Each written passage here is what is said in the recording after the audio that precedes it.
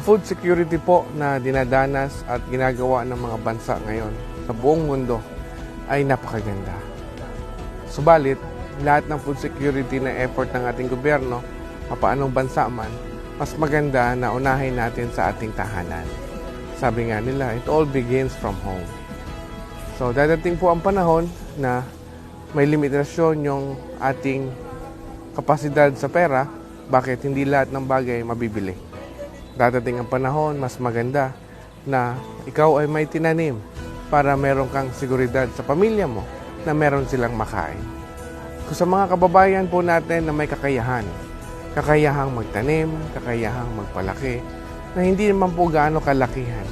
Sa sistema po dito sa San Rafael, Bulacan, sa ating kaibigan, isimula lang siya sa more or less 3,000 square meters. Araw-araw, ino-workout niya.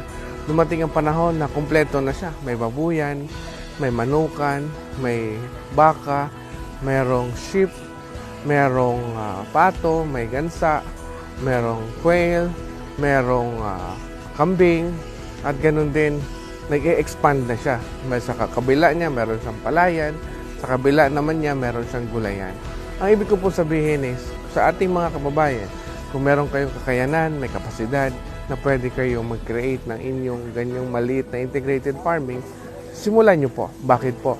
Hindi lamang nakakasecure kayo ng food security sa pamilya nyo, kung hindi nakakatulong kayo sa ilan-ilan nating mga kababayan na nagbubungkal ng lupa para taniman, naglalagay ng fencing para sila magkaroon ng ibang income, nagtatayo ng infrastruktura para sa kulungan.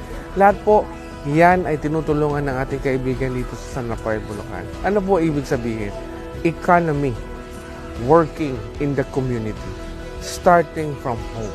Kaya po, sa ating mga kababayan, sa bawat inyong ambisyon na magkaroon ng food security ang inyong pamilya, ang inyong mga kamag-anak, makakatulong po na magkaroon kayo ng maliit, tapos dahan-dahan mag-grow, kasi ang ekonomiya ay iikot mula sa paligid.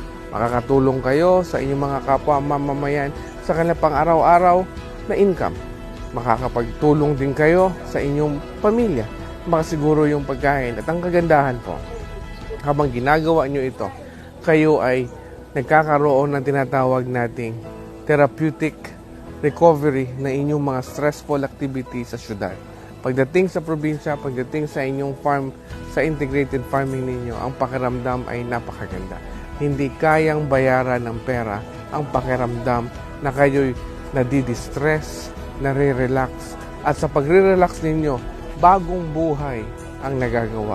Bagong buhay na halaman, bagong buhay na hayop, at ang kabuhayan ng ating kapwa mamamayan na naghihirap sa buhay ay inyong natutulungan sa pamamagitan ng pag-iimpleyo sa kanila sa maliit na paraan. Magtanim, magbungkal, maglagay ng bakod, magtayo ng infrastruktura, mag-alaga ng mga hayop na masiguro na ito'y lumaki.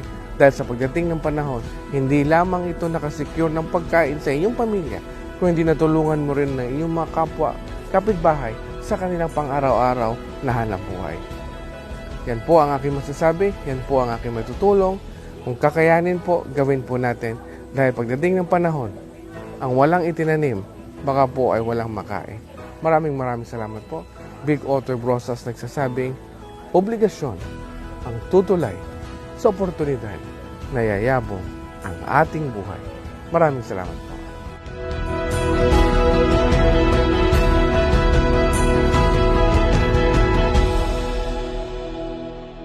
Join BBM Movement now! Tumutok lagi sa mga balita at impormasyon dito sa BBM Movement FB page. Siguraduhin i-click ang follow, like, at share sa aming social media accounts. Sumali rin sa iba pang giveaways at magkaroon ng tsansang mabigyan ng brand new cellphone. At sa hinaharap, marami pa. Dahil sa BBM Movement, gusto namin pasog ka! BBM Movement. Bansang busog ang mamamayan.